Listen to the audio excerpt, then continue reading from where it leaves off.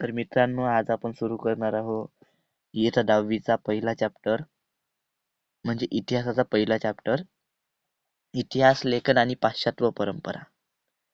इतिहास लेखन आणि म्हणजे जुन्या काळातली परंपरा म्हणजे पाश्चात्य परंपरा आज आपण सुरू करणार आहोत. तर त्याचे मुद्दे दिले आहे. पहिल्या नंबरवरती इतिहास लेखनाची परंपरा, इतिहास लेखन कसं केलं जात होतं त्याची परंपरा, आणि आधुनिक इतिहास लेखन म्हणजेच आजच्या काळातलं इतिहास लेखन, आणि युरोपमधील वैज्ञानिक दृष्टिकोनाचा विकास आणि इतिहास लेखन. युरोपमधले वैज्ञानिक म्हणजे इतिहासकार आणि त्यांचा इतिहास लेखन. महत्वाचे विचारवंत कोण होते? तर पहिले आपण सुरू करू इथूनच. थोडे गेला तर इथून. तर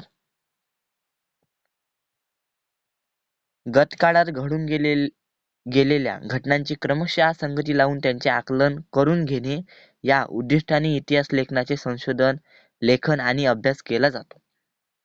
म्हणजेच गतकाळात म्हणजे भूतकाळात ज्या घटना घडून गेल्या त्यांच्या घटनांची क्रमशः मांडणी व संगती लावून त्यांचे आकलन करून घेणे म्हणजे ते समजून घेणे या या उद्दिष्टाने इतिहासाचे संशोधन आणि लेखन म्हणजे ते लिखाण काम त्याचं आणि अभ्यास केला जातो.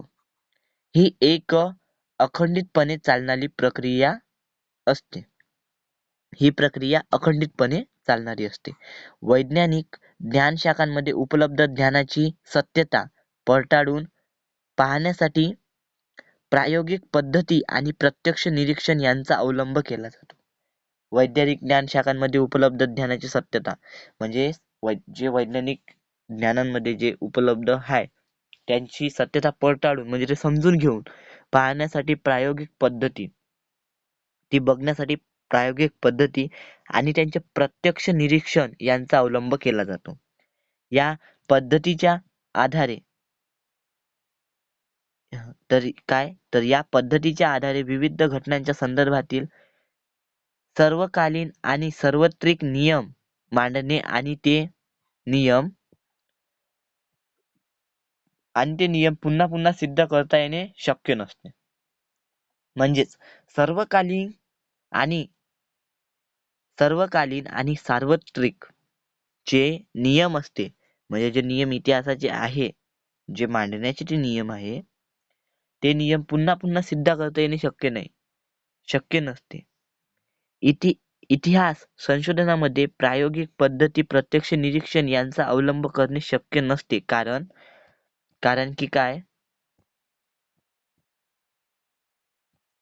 कारण काय तर इतिहासातील घटना घडून गेलेल्या असतात तेव्हा त्यांच्या निरीक्षणासाठी आपण तेथे नसतो. म्हणजेच इतिहासाच्या घटना ज्या घडून गेल्या असतात त्या आपण त्यांचं निरीक्षण म्हणजे ते बघण्यासाठी आपण तिथे कसं उपलब्ध किंवा आपण तिथे नसतो व त्या घटनांची पुनरावृत्ती करता येत नाही. म्हणजे त्याची पुनरावृत्ती म्हणजे ते पुन्हा करता येत नाही, त्याची पुनरावृत्ती म्हणजे ते पुन्हा सिद्ध करता येत नाही. तसेच सर्वकालीन आणि सार्वत्रिक नियम मांडणे आणि ते नियम सिद्ध करता येणे शक्य नसते. म्हणजे ती घटनाचे नियम ते सिद्ध करता येणे शक्य नसते. सर्वप्रथम ऐतिहासिक दस्तऐवज लिहिण्यासाठी ज्या भाषेचा आणि ज्या लिपीचा वापर केला असेल त्यांचे वाचन करण्यासाठी आणि त्यांचा अर्थ समजण्यासाठी ती भाषा आणि ती लिपी जाणकाराची तज्ञाची आवश्यकता असते. म्हणजेच ऐतिहासिक दस्तऐवज जे लिहिले आहे त्यामध्ये जी लिपी वापरली आहे, ती भाषा वापरली आहे, त्याचा आपल्याला अर्थ समजण्यासाठी त्याच्या जाणकाराची म्हणजे त्या तज्ञाची म्हणजे ती भाषा ज्याला समजते त्या जाणकाराची आणि त्या तज्ञाची आवश्यकता असते. त्यानंतर अक्षरवाटिका म्हणजेच अक्षरांचे वळण,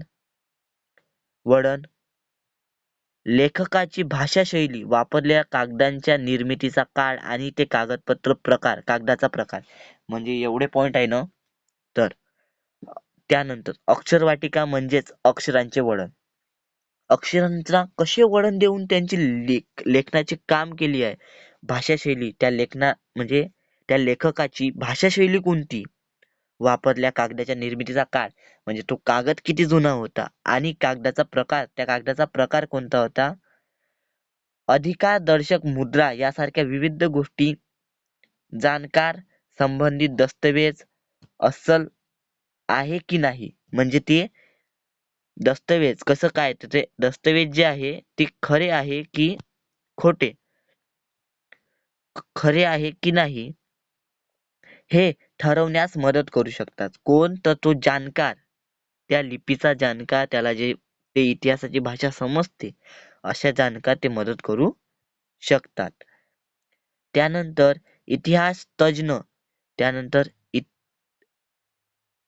इतिहास तज्ञ ऐतिहासिक संदर्भात तौलनिक विश्लेषणाच्या आधारे दस्तऐवजांची माहिती विश्वासार्हतेने पडताळणी करू शकतात. म्हणजेच त्या संदर्भात दस्तऐवजाची माहिती, म्हणजे दस्तऐवजाची त्या माहिती मिळून त्या याची जे पडताळणी करू शकतात, जे वाचन लेखन त्या करू शकतात म्हणजे. यानंतर आपण बघणार आहोत ह्या खालचा डब्बा, इतिहास संशोधनाच्या पद्धती. इतिहास काय आहे, तर इतिहास संशोधन पद्धती. उपलब्ध ऐतिहासिक माहितीचे संदर्भ तपासणे, हा पहिला पॉइंट आहे. उपलब्ध असलेल्या ऐतिहासिक माहितीचा संदर्भ तपासणे, त्या माहितीचा उपलब्ध कुठे येईल आपल्याला ते तपासून घेणे. ऐतिहासिक माहितीचे संकलन, ऐतिहासिक बदलांना कारणीभूत असणाऱ्या प्रक्रियेचे स्वरूप अधोरेखित करणे, म्हणजेच इतिहासातील काय बदल झाले आणि त्याचे कारणीभूत म्हणजे त्याचे कारण काय असणार, त्या प्रक्रियेचे स्वरूप अधोरेखित करणे म्हणजे ते समजून घेणे. यांचे तौलनिक विश्लेषण करणे, त्यांचं व्यवस्थित वाचन करून घेणे, ते समजून घेणे. विशिष्ट ऐतिहासिक घटनांच्या उपलब्ध माहितीचे स्थल स्थल कालात्मक संदर्भ तसेच ऐतिहासिक अभ्यास पद्धतीच्या विविध संकलात्मक चौकटीचे आकलन करून घेणे. त्याचे वैशिष्ट्य, ऐतिहासिक घटना उपलब्ध आहे ती माहितीचे म्हणजे ते कुठचं आहे ते संदर्भ, तसेच ऐतिहासिक अभ्यास पद्धती म्हणजे ती ऐतिहासिक अभ्यास पद्धती, विविध संकलात्मक म्हणजे ते संकल्प काय असावे त्याचे ते तपासून घेणे व चौकटीचे आकलन करून घेणे असे. ऐतिहासिक संदर्भाशी निगडीत योग्य प्रश्नांची मांडणी करणे, बरोबर आहे.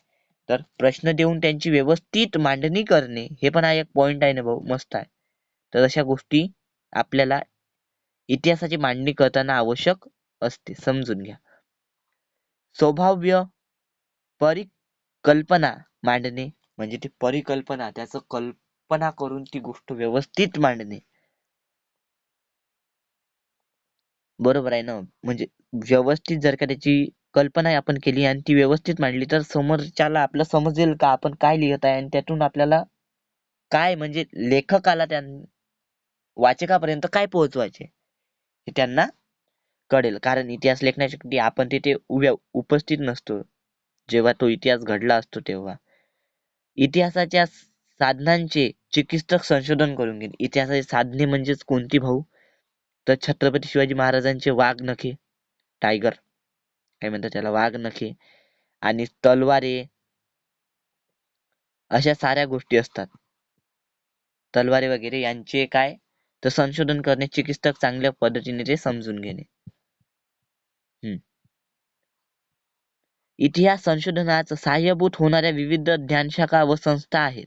म्हणजेच इतिहासाच्या संशोधनास म्हणजे ते समजून घेण्यासाठी खूप साऱ्या ज्ञानशाखा आहे व संस्था पण आहे. उदाहरणार्थ पुरातत्व अभिलेखागार, हस्तलिखितांचा अभ्यास, पुराभिलेख, अक्षरवाटिकाशास्त्र, ज्ञानशास्त्र, नाक नानकशास्त्र, वटवळींचा अभ्यास इत्यादी.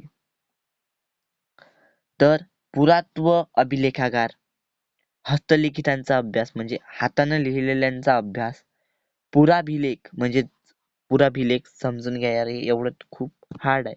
म्हणजे समजून घ्या हे काय काय म्हणायचं आहे त्यांना. अशा गोष्टीचा आपल्याला व्यवस्थित अभ्यास करणे आवश्यक असते. त्यानंतर इतिहास लेखनाची परंपरा पहिला पॉइंट आहे. इतिहास लेखनाची परंपरा. इतिहासात उपलब्ध पुराव्याचे चिकित्सकपूर्वक संशोधन करून भूतकाळात घडून गेलेल्या घटनांची कशी मांडणी कशी केली जाते हे आपण पाहिले. हे आपण पाहिलं आता, म्हणजे त्याची मांडणी कशी केली जाते इतिहासाची हे आपण पाहिले. अशी मांडणी करण्याच्या लेखन पद्धतीला इतिहास लेखन असे म्हणतात. तर जर का आलं इतिहास लेखन, तर हा पहिला पॉइंट लिहून टाकायचा की तर पाहिले तर उपलब्ध पुराव्याचे चिकित्सक संशोधन करून भूतकाळात घडून गेलेल्या समस्यांची मांडणी करणे. अशी मांडणी करण्याच्या लेखन पद्धतीला इतिहास लेखन असे म्हणतात. हा पॉइंट एक लक्षात ठेवायचा. अशा प्रकारे इतिहासाची चिकित्सकपूर्वक मांडणी करणाऱ्या संशोधकाला इतिहासकार असे म्हटले जाते. इतिहासकार पण व्यवस्थित म्हटले जाते. तर अर्थातच इतिहासाची मांडणी करताना भूतकाळात घडून गेलेल्या प्रत्येक घटनेची नोंद घेणे आणि तिचे ज्ञान करून देणे इतिहासकाराला शक्य नसते. इतिहासाची मांडणी करताना इतिहासकार भूतकाळातल्या कोणत्या घटनांची निवड करतो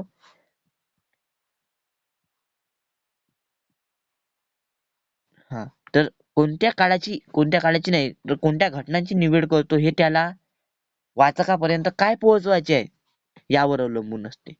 म्हणजेच तो कोणत्या गोष्टीची मांडणी करून राहिला, तो काय लिहून राहिला आणि ते त्यांना वाचकापर्यंत काय पोहोचवायचे. म्हणजे इतिहास वाचत आहे आपण, जसं आपण वाचलाय छत्रपती शिवाजी महाराजांचा इतिहास वाचलाय असेल, तर छत्रपती शिवाजी महाराजांचं व्यवस्थित त्यांचा जन्म, त्यांची कार्य, त्यांच्या आईचे नाव, त्यांच्या बाबाचे नाव, त्यांचे भाऊ, त्यांची बहिणी, त्यांची बायको, असे सर्व म्हणजे अशा सर्व गोष्टी व्यवस्थित वाचकापर्यंत पोहोचून देणे हे कोणाचं काम असते, तर इतिहासकाराचं. निवडलेल्या घटना आणि त्यांची मांडणी करता येणे अवलंबून वैचारिक दृष्टिकोन या गोष्टी इतिहासकारांच्या लेखनाची शैली निश्चित करतात. समजलंय?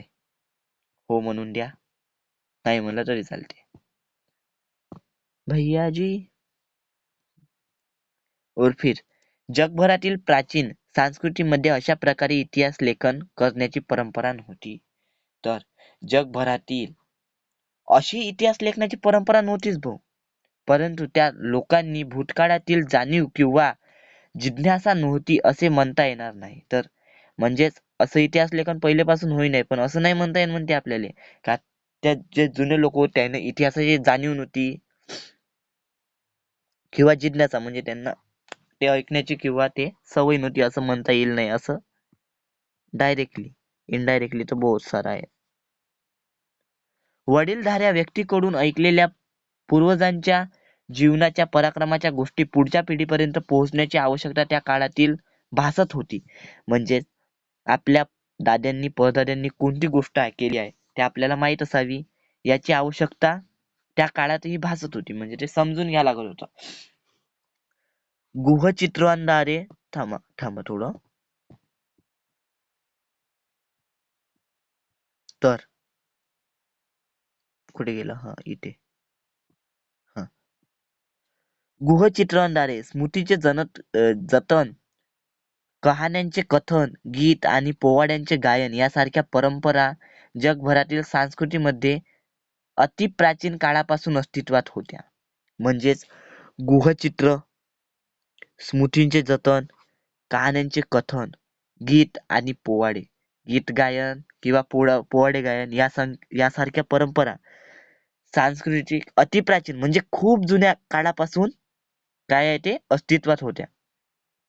आधुनिक इतिहास लेखनात त्या परंपरांचा साधनांच्या स्वरूपात उपयोग केला जातो. आता आधुनिक इतिहास लेखनात त्याचा उपयोग केला जातो. समजलंय ना? आणि नेक्स्ट पॉइंट आता, तर माहित आहे का तुम्हाला, हा आपण बघणार आहोत पॉइंट. माहित आहे का तुम्हाला,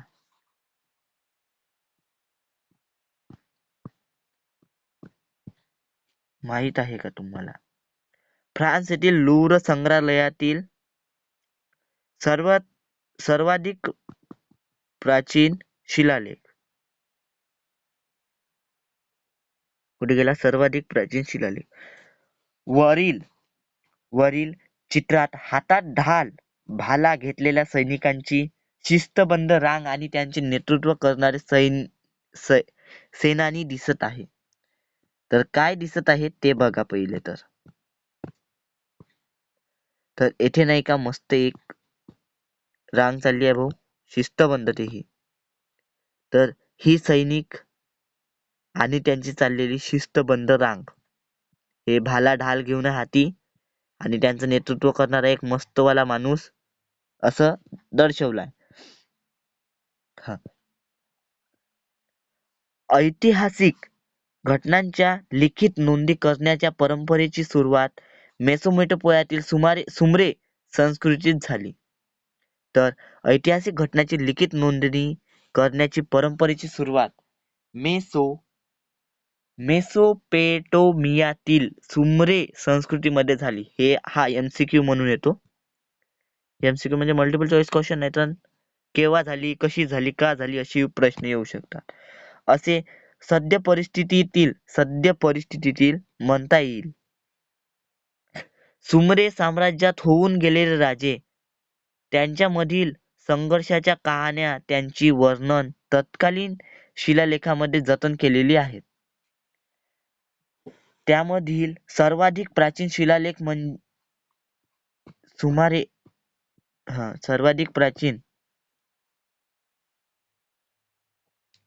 शिलालेख सुमारे 4500 वर्षापूर्वी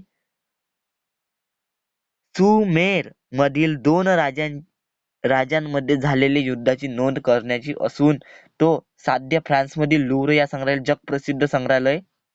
कोणतं? तर लूव्र कुठं आहे? फ्रान्समध्ये. सुमारे 4500 वर्षापूर्वी अगोदरच दोन राजांचं कसं युद्धाचं पराक्रम मस्त मस्त दाखवलं. आता आधुनिक इतिहास लेखन